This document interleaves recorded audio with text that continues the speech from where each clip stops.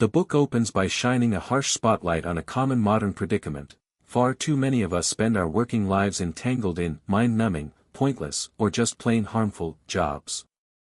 Bregman argues that this isn't just a matter of personal dissatisfaction, but a tragic misallocation of human capacity at a time when the world faces existential threats that demand far more ingenuity, care, and dedication than the status quo offers. From there, Bregman introduces a central concept: moral ambition. This is not ambition as we usually understand it. It's not about climbing corporate ladders, inflating salaries, or gaining status. Instead, moral ambition measures success by what you give: your time, energy, talent, empathy. It means orienting your life, especially your career, around solving urgent problems, whether they are societal, environmental, or humanitarian. As the narrative unfolds, Bregman challenges common assumptions about career choice. He suggests that many people, especially in well-educated, privileged circles, choose careers not because these paths serve humanity's needs, but because they promise comfort, prestige, and security. Consulting firms, big finance institutions, or even some tech jobs, for all their glamour, often contribute little to solving the larger problems of our time.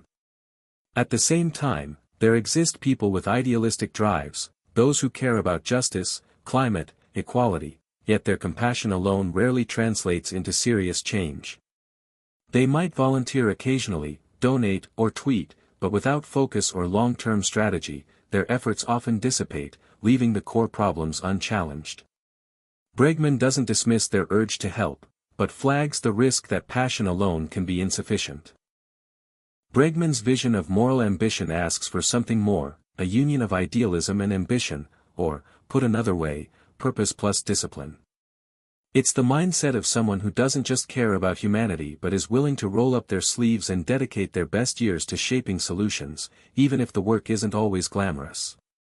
That might mean tackling climate change, building better public health systems, preventing existential threats, or fighting injustice in its many forms. Underlying this call is a sobering but empowering statistic: many people in wealthy countries believe their jobs are socially meaningless. Meanwhile, the world faces challenges of unprecedented scale, from climate collapse to infectious diseases, inequality to existential technological risks. Bregman contends that if you have education or resources, there's a moral weight attached to how you deploy them. Your career becomes more than how you make a living, it becomes how you leave a mark. But moral ambition, as Bregman frames it, isn't a starry-eyed call to virtue alone. He argues for a thoughtful, pragmatic approach.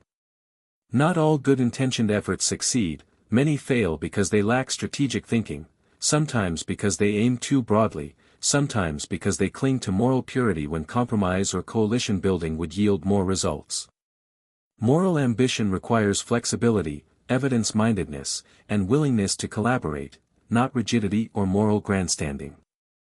Bregman draws on powerful historical examples to show what moral ambition can look like in real life. He recounts stories of people who, often against great odds, fought for justice and human dignity, from those who resisted slavery, those who protected persecuted minorities, to modern individuals who built organizations to tackle global crises. These stories serve as living testimonies that meaningful change rarely arises from the comfort zone, but from people who refuse to accept the shape of the world as fixed. In doing so, Bregman doesn't shy away from the moral weight of privilege. He acknowledges that not everyone has the freedom to choose their career path freely. Opportunities, resources, social safety nets, these are often prerequisites for moral ambition in the form he envisions. Yet he also highlights that many of those who made great change came from backgrounds lacking conventional privilege. What mattered more was their conviction, resilience, and refusal to give in to cynicism. Toward the end, the book shifts from diagnosis to invitation, from critique to challenge. Bregman argues that those reading this book face a decision: to continue the well-worn path of comfort and conformity, or to take on the hard, unpredictable journey of moral ambition. He frames this not as an extremist or self-righteous crusade, but as a realistic, actionable commitment: use your working life, your limited number of workweeks, to make a difference. Yet, the book also senses the tension and trade-offs. It doesn't promise heroism without cost. It warns that moral ambition might demand discomfort, giving up security, prestige, sometimes personal ease. It could require inconvenient choices, long years of uncertain work, perhaps social ostracism, or deep personal sacrifice. But Bregman argues that for those willing, the alternative, a life of quiet conformity, may be the greater loss. Still, moral ambition is not just individual heroism. Bregman stresses that real, lasting change comes through coalitions, communities, alliances. It's rarely the lone genius, it's the committed few working together, pooling effort, sharing vision. Sometimes those people will be unexpected allies, people with different backgrounds, motivations, or even politics, but united in purpose.